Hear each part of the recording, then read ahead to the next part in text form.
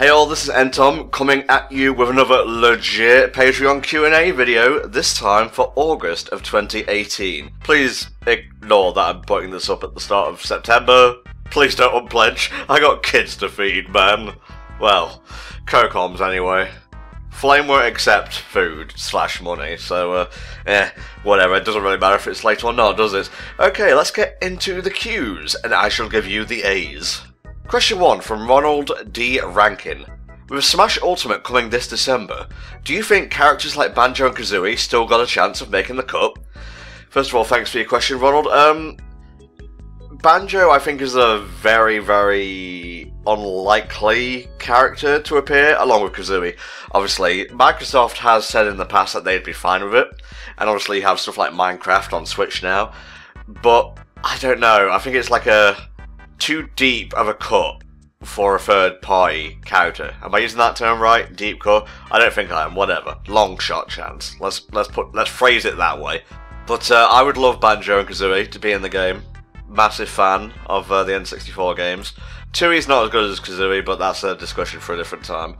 Both still good games, great games, even. Yeah, long story short, I love them in, but I don't think they're going to make it into Smash Ultimate. Sakurai, prove me wrong. Thank you, Ronald, for your question. Question 2 comes to us from Mauricio Cuervo. What is a series, be it game, movie or anime, that you like and did a 180 on, or did something major that you weren't expecting? Interesting.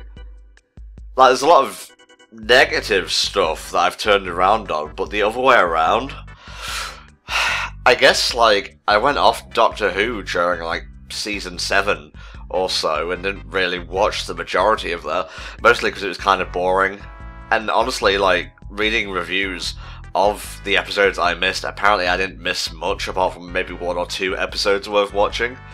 Thankfully, Day of the Doctor, I think, turned it around a bit, and I loved Capaldi's seasons, even if he didn't have the best stories and so on, he still carried them, for the most part. So, yeah, I'm not used to, like, liking something and then, like, going off it, because I'm actually very easy to please. Sometimes being simple like that is the best way to enjoy media and such, but, yeah, difficult question, Mauricio, but thank you for asking it all the same. Next question comes to us from Dimitri Wiesenhunt. If you could have any one power from Super Sentai / Power Rangers, what would it be? What would it be indeed, Dimitri?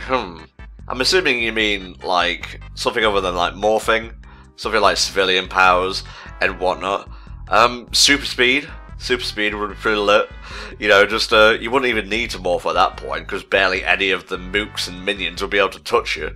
Yeah, I think super speed would be pretty good in that regard. Thank you, Dimitri, for your question. Next question is from Jake Vidya. What is a game, show, movie, etc. that completely changed your life at any point? Something that if you hadn't experienced, you wouldn't be the person you are today in a drastic sense. Probably Steven Universe. Like, speaking seriously, it taught me a lot about, like, just emotions in general, how to manage them properly. Because I'm pretty emotional at the best of times, and that show has a lot of, like, good lessons about, like, not trying to be the best person you can be, but just trying to roll with the punches and making sense of everything, you know?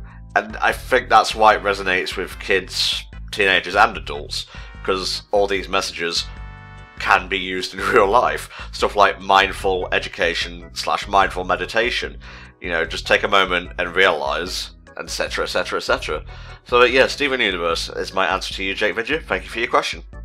Next question comes to us from Cruel12. Sonic games have been a roller coaster as of late, so if you were in charge of making a Sonic game at Sega, how would you do it? Like a 3D game, I mean. Would you go back to the adventure style, or keep the boost formula? I would honestly go for a mix of adventure and boost, but I would make the boost harder to attain, but more satisfying to use, if that makes any sense. Like, have the adventure style of, like, open 3D levels for the most part, but have, like, secrets and, like, alternate routes and whatnot. Maybe alternate exits in levels that can, like, branch off to different levels that you have to use the boost to get to, but you've got to earn the boost first. Yeah, I think that would be pretty good. That's my answer, and I'm sticking with it. Thank you, Cruel12, for your question. Next question comes to us from Nocturne Privigini. If there is one place you could visit, where would it be and why? For years I have said America, just so I can meet a lot of the other HFC peeps. But in recent years, that idea has gone down a bit. And if I'm being dramatic for a second, a lot of the shootings in America as of late are definitely influencing my decision there. But that, I think, even in spite of that, I would still like to visit America one day, even if it's just to visit a convention and whatnot. You know, maybe meet some HFC fans. That'd be nice. Thank you, Nocturne, for your question. Penultimate question comes to us from Super Mario Sonic Lover. What are your most wanted newcomers for Smash Ultimate, and any specific modes you'd want to see? Thank you for your question. Most of, like, the newcomers I've wanted to get in are in. Like, I never expected Simon Belmont, bless Helldragon by the way, he's wanted that character since before we started doing commentaries, over 10 years ago. And, like, King K. Rool, never expected them to get in. It's crazy. So, at this point, I guess, maybe like Banjo-Kazooie, Skull Kid from Zelda, stuff like that. Geno would be cool, if just to annoy the anti-Geno people. And as for like modes and whatnot, ooh, like break the targets, board the platforms, you know, the classic melee stuff. That'd be nice to see back. I'm very interested to see what that supposed spirits mode is all about. So yeah, that's what I want to see from Smash Ultimate. Thank you, Super Mario Sonic Lover, for your question. Finally, we have a question from good old Sparanda. How do you feel about the 3DS with the Switch having such a strong showing lately? Do you think the 3DS will be supported for a few more years, or is it nearing the end of its life cycle? Thank you, Spar, for your question. I think at this point the 3DS is really starting to show its age.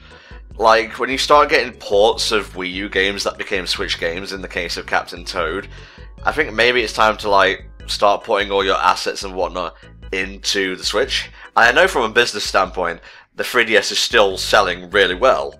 So I'm not one of those jaded fans who's like, oh, why is this happening? I don't understand it. No, I get it. I just feel at this point, maybe, I don't know, just focus on the thing people really, really want, which is Switch support. And I know it might feel like Switch has kind of blown its load already with Breath of the Wild and Mario Odyssey, but don't forget, we still haven't got the Metroid Prime game, Metroid Prime 4. We haven't got, like, Gen 8 of Pokemon. There's lots of other stuff, like Smash Ultimate's not out yet. And, like, that's just the stuff we know about. Oh, and that, Deus Ex Machina game, or whatever it was called, that looks pretty lit. So, yeah, I would say focus on the Switch, and maybe just let the 3DS die a noble death, you know? Bit dramatic, but that's just how I feel about it. Thank you, Swar, for your question. And as you can see on screen, might as well shield this, Kato makes lovely avatars and icons and whatnot. Maybe commission him at patreon.com/Kato. I'm shilling someone else's Patreon during my own Patreon Q&A. I'm good like that, I think. But that brings us to the end of the Q&A for August 2018. If you guys want to ask a question in September, remember to pledge at least $10, and you'll also get videos early, you'll get access to like the HFC Patreon, Discord server and whatnot, and it just really helps support the group and whatnot. It helps us buy games to do playthroughs and projects on, helps us pay the co-commentators for their work and such, and we're actually coming up on the first birthday of the HFC Patreon, and I'm amazed it's doing as well as it is doing right now. I would very much like it to still keep growing, but the average right now is very good. Let's put it that way. So thank you very much for all your support thus far. See you next time for another HellfireComms Patreon Q&A. Bye bye.